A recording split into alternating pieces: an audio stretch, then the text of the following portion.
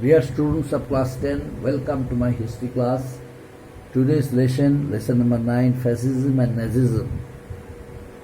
As mentioned the points, I am going to discuss about it as per the mentioning points. Rise of fascism in italic, features of fascism, meaning, reasons for the growth of fascism, the First World War and the Treaty of Versailles. Before starting today's teaching, I would like to say something. Although I have not yet said, but you were instructed to make a project for class 10. The name of the project is the Sepoy Mutiny of 1857 or the Revolt of 1857. This is your project. Okay, the Revolt of 1857 is your project. You have to make the project not in channel file but in a cover file. Okay, make it clear, attractive, and the important points which are essential to be discussed, essential to be clarified, you have to choose it and make your handwriting very much legible, so that I can give you good marks. If you want good marks, if you want to have good marks, then you have to maintain cleanliness. Okay. Then you submit your projects within that very date informed by the school to you. And now today I am going to discuss about another one point. Semester 1, the syllabus semester 1, almost all portions already I have taught you. So no need to teach the syllabus of semester 1, but few days before the semester exam for semester 1 starts, I shall revise certain points of the lessons which are mentioned as the syllabus of semester 1. One lesson of civics and lessons from national movement, lesson of national movement from 1857 to 1947. Okay, sorry, no, from 1915 to 1947. This is the national Indian national movement. You have to study from the revolt of 1857 to 1917 of national movement, and then another part 1939 to 1947. That means under the leadership of Mahatma Gandhi, the national movement which were started in India, you have to study. But I will help you. Before the exam starts, I shall clarify, I shall revise the previous lessons. Now, I am going to introduce you a new lesson, Fascism and Nazism. What is fascism? What is Nazism? Now I am going to discuss. Open at page number 174, my dear students. Open at page number 174. Now, rise of fascism in Italy. You know, fascism is actually a Latin word. It came from a word Latin, fasces. Literally means a bundle of sticks tied around an axe. And it was done. This system was followed because of the Roman Empire, who wanted to be powerful by showing one symbol, and that very symbol was chosen by the Roman emperor to show his qualities, to show his power, to show his talents, and to show his bravery, anger towards the people of the whole world. That's why the concept of fascism forms the basis. Let us discuss about certain points of it. The state is the supreme authority. According to the concept of fascism, the state is the supreme authority, and the individual becomes the subordinate to the power of the state. The leader is absolute. The leader is absolute in his power, and the other people are supposed to follow his instructions without making any hesitation. Fascism is based on principle that a strong leader will create a strong state, a strong nation. As per the system of fascism, only leader can develop society, only leader can protect country, only leader can represent the country, only leader can improve the lifestyle of the people. So the leader should be given proper respect. Fascism promoted the idea of one party, one leader, one man, one leadership, one party, one leader. This is the main part of the concept of fascism, which is and why was that system? Because under the system of fascism, leader wanted to be focused. That's why that system was introduced by them. Fascism found a number of followers in Europe in the early 20th century.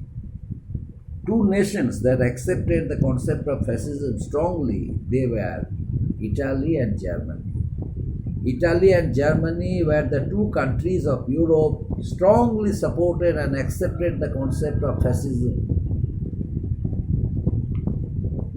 And let us discuss about some characteristic features of fascism.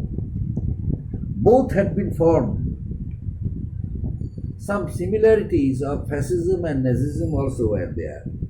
But later on I shall discuss about it. Now I am going to discuss about some characteristic features of fascism. Fascism,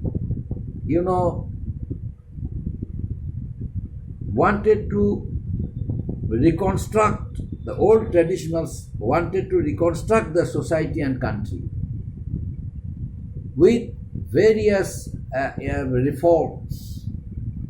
Fascism decided to make the country strong, to make the country strongest by means of its principle, by means of its developmental works, by means of its industrial growth. That's why they decided to remove all kinds of irregularities from the society and gave importance to equal distribution of distribution of shares and wealth.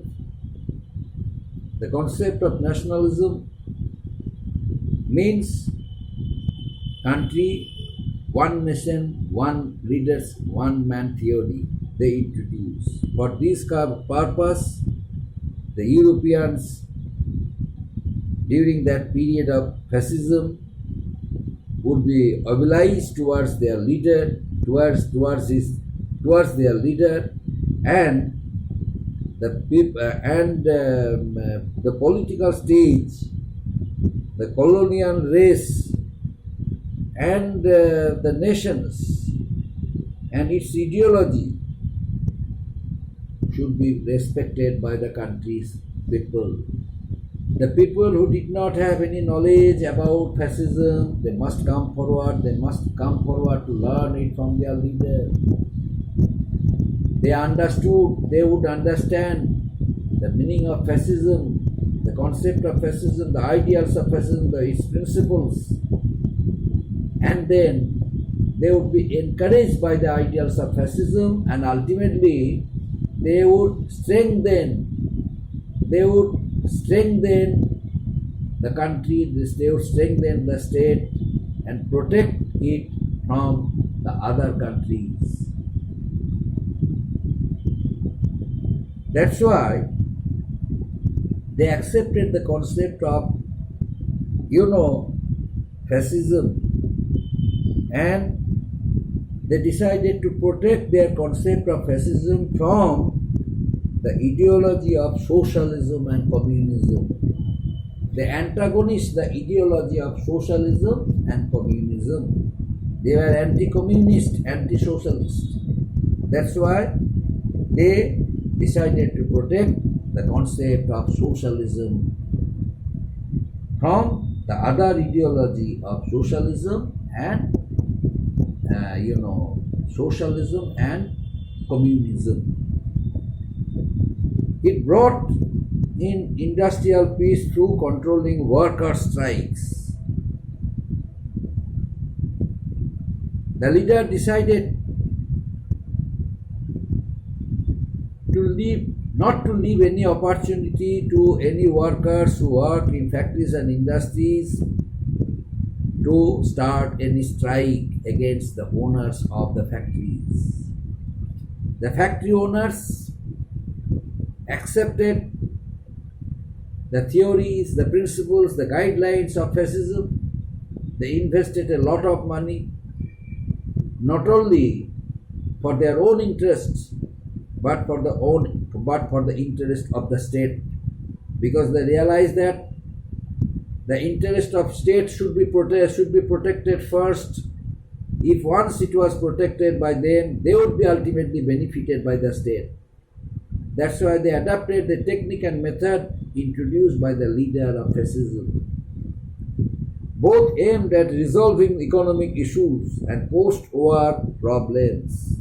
That's why the rise of fascism became possible in Italy. Another one of the most important factor responsible for it, that was the First World War and the Treaty of Versailles. At the end of the First World War, the restrictions which are imposed on the defeated nations by the victorious powers forced the defeated powers to take revenge against the Austro-Hungarian Empire, was not there. It was broken, and separate countries, Hungary and Austria were born, became independent. Unlike France, which got the German coalfields, Italy was not given any concessions.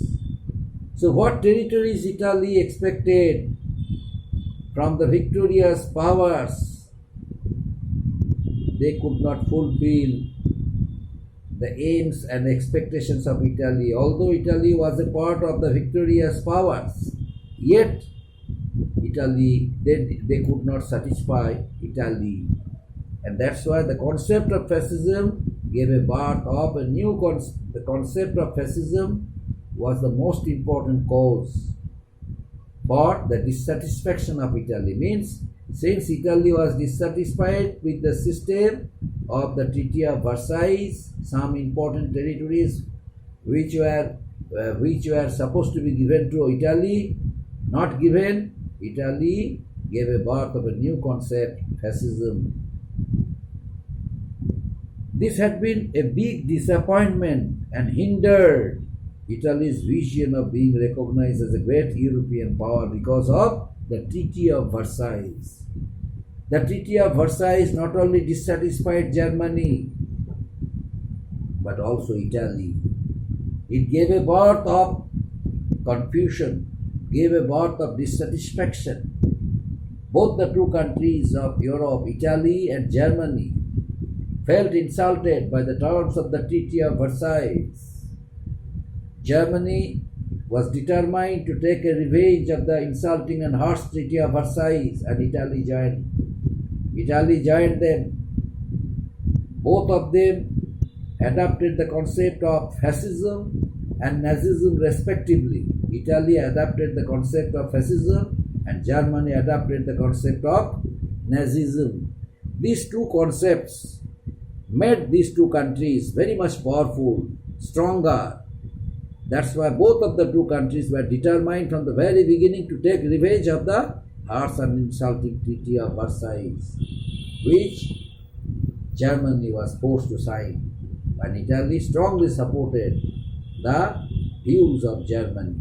Ultimately, both of them collectively decided to take revenge against the Allied powers. And ultimately, it paved the way for another world war, the Second World War, my dear students.